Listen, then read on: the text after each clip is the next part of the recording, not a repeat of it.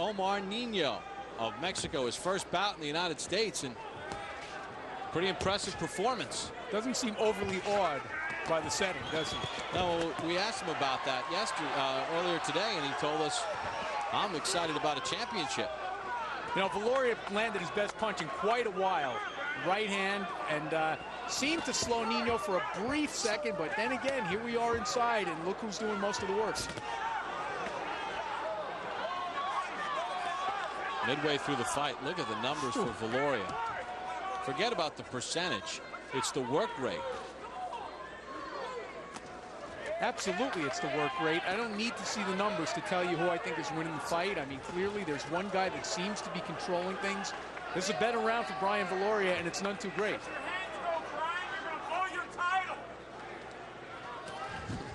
One of the fans behind us. There's somebody who agrees with us.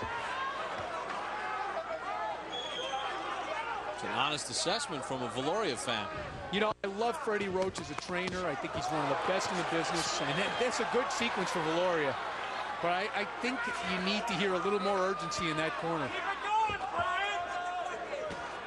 Get that fan behind you while he put him in the corner.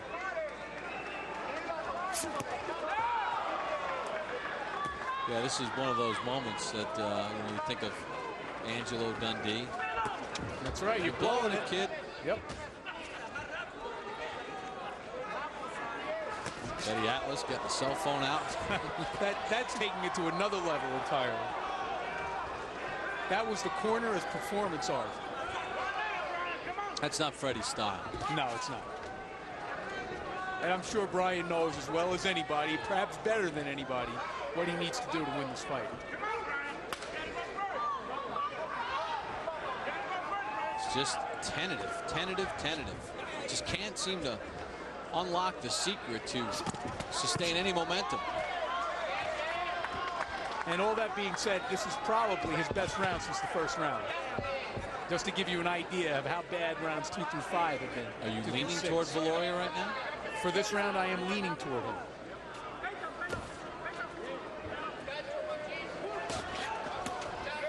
Left hand to the body by Nino. Scored. They exchange lefts. We'll take you to the corner of Brian Viloria here at the end of the 7th. Let's hear what Freddie Roach has to say. All right. So every shot you do, you knock the son of a bitch out. We're gonna put this guy in his ass. You hear me? Yeah. All right. Yeah. Right here. Body shot and head shot. The left hook's hurting this guy. Why don't you double that shot up to me, okay? All right. And when you're on the inside, let's go body and head with that shot, okay? Not just one. Okay. All right. All right, how's your left hand feel? Good. Let's dig it then. Okay. All right, let's go to work, son, all right? Hey, the world title's at stake here, son, all right? Yes, sir. Let's go to work then, all right? Backwards, Brian. All right, come on now. Well, I'll go around with a 1,500 pound of fury every weekend. OLN and the PBR showcase the country's top cowboys as they try to hang on for the roughest 8 seconds in sports. Check out the PBR on OLN this weekend. And Brian Viloria will try to lasso Omar Nino a little bit. Yeah, in the toughest 3 minutes in sports. I'll tell you what we heard in that corner is about as close as it comes to a tirade from Freddie Roach. He asked him about his left hand. Now we know he had some problems with his right hand. He had a hairline fracture after his last fight. Maybe there's some problem with the hand that we don't know about. It happened in training camp, but when Freddie Roach says, you know, go out there and knock, and I can't repeat the words. You can hear them in the corner, but I can't say them. But when he says the things that he said, he's pretty upset. And he senses the urgency.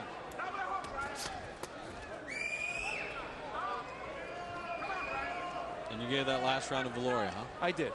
I gave it to Nino. Okay. I'm going to stick with this one. Okay. You're allowed. Look at the numbers in round 7. Nevertheless, I'm going to stick with my scorecard. I just thought he landed the more effective punches in that round.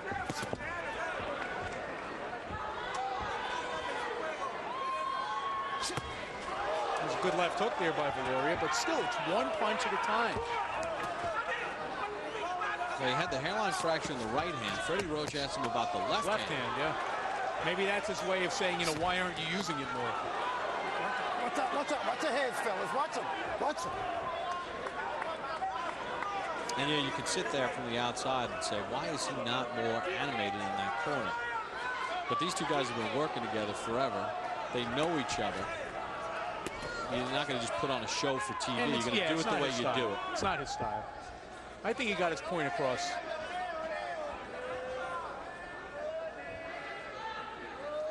Viloria needs to make something happen here. And look at Nino. He's just sticking his head right in there and not taking a step back at all. And again, it goes back to what we said before. He appears to be stronger. Even though they both weighed in at 108 pounds, both of them probably don't put on more than 4 or 5 pounds between the weigh-in and the fight. He just seems to be stronger. He even looks a little bit more muscular. Stop, stop. Neither man has been down. Neither man really hurt, honestly, but, you know, there's one guy busier and more able to exert his will than the other, and that's the challenger. But now you start getting into the question of, do the judges think he has done enough to take the title? They are not privy to our numbers. Nor our opinions.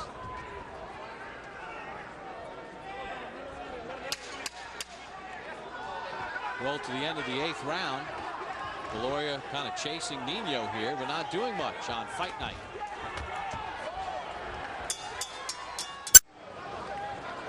Here's a very telling replay. You see that Brian Viloria landed a good counter right, and instead of backing Nino up, he just comes forward. Once again, looking stronger, looking more aggressive than the defending champion. Well, I have given Nino every round since round 2. The only round that I've given Viloria is round number 1. All right, but to expand on something I said last round, I've got Nino ahead commandingly by 4 points. However, you've got that school of thought that to win a championship, you've got to do something extraordinary. You can't just win. Okay. Right? You can't just win by a point. I don't believe in it. I think whoever wins the fight, I think once the bell rings, the two guys should be on equal footing. I don't believe in giving the champion an advantage in any of that. If the guy wins the fight, he wins the fight and the title. However, there are a lot of judges who don't feel that way, a lot of fans who don't feel that way. So right now, we don't know. The scorecards, I bet you, are closer than mine. But here's the deal with that, Wally. The judges do not, and sometimes fans and casual fans don't understand. They think that the judges at the end of the fight cast their decision. Right. They each have a slip of paper, and at the end of each round, they mark down the score for that round, and then they submit the scores, and they're gone.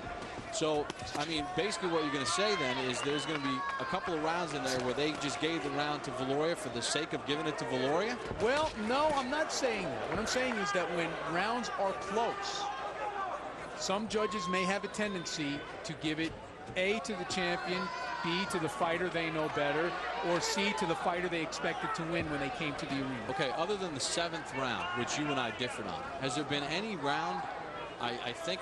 That would be a toss-up? No, I don't really think so. You know it would be awesome, and maybe there's something for the future with OLN and the OLN.com, soon-to-be Versus.com. Get like reaction, instantaneous reaction to the fans. What they Fabulous think. idea. What they think. Let them score it by round. Let them score it by round. You're a genius, Papa. Now I see what all the fuss is about. Let the fans score it by round. That's a great idea. And then they could submit their scores and see what the judges do. And I bet you people would be surprised by what their scorecard looks at the end of a fight. Sometimes you could sit there and overall judge at the end and say, yeah, I think that guy won. But if you go round by round, it could be a blowout. That's exactly right. Of course, we could be influencing scorecards at home, too. People could be listening to us and going exactly opposite. Hit mute. You could still watch it. Hit mute. There was a pretty good counter right about 30 seconds ago by Viloria, I might add. But this is a slow round, and I'll tell you what, Nino's aggression has slowed down just a little bit. But will Viloria take advantage of it? Hasn't yet. Nino looks to dig in the final seconds of the 9th. Is Brian Viloria letting his championship slip away? Big question to be answered. Time!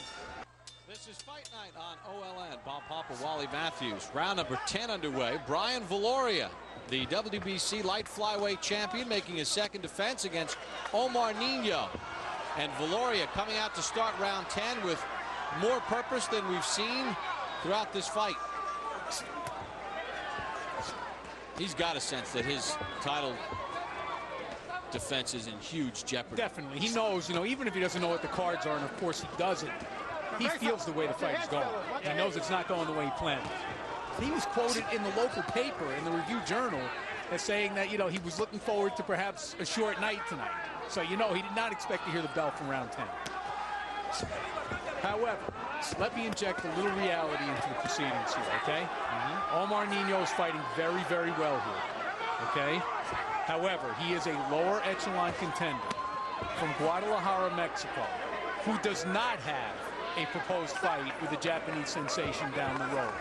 There's not a lot of money to be made with Omar Nino. I'm just throwing it out there, all right? So you think the judges know that? I don't know. All I'm saying is guys like this rarely win the fight. I know guys like Carlos Baldemir come in and spoil everything, like he did against Zab Judah. Not expected to win. It does happen, but I think more often it happens the other way. Well, he's been busier throughout the course of this fight, and blatantly busier. Absolutely. Not just slightly busier. Blatantly doubling up Viloria in punches thrown and punches landed. I have complete faith in Adelaide Bird, Chuck Champa, and Mark Green. I do too. And their scores. I'm not saying that. They are a terrific commission here, people of integrity. This is just the reality of boxing. The guy with the future very often goes on. But it's incumbent upon Nino to not rest on his middle round laurels. Absolutely right. Do not give anybody an excuse to take away your fight here. There'll be no coasting if he wants to win. He needs to finish this fight the way he started in round 2. Now, I'll tell you something else. I'll be very disappointed. Brian Viloria now has basically 6 minutes left to his title reign. I'll be very disappointed if he doesn't fight like hell in these last 2 rounds. Good jab by Nino. In every exchange, it seems, or most of them, it seems that Nino always beats Viloria to the punch. Something about Viloria is just a little flat tonight. I don't think it's an injury because it was from the very beginning. I don't think it's a hand. I think it's something else. And it's not to take away from Nino, who's fighting a terrific fight. Maybe it's Nino. It may very well be. Come to the end of round number 10. Nino trying to pull off the huge upset against Brian Viloria here on Fight Night on OLN. 11, Viloria and Nino. Wally Matthews, tremendous concern in the Viloria corner between rounds 10 and 11. Absolutely. Freddie Roach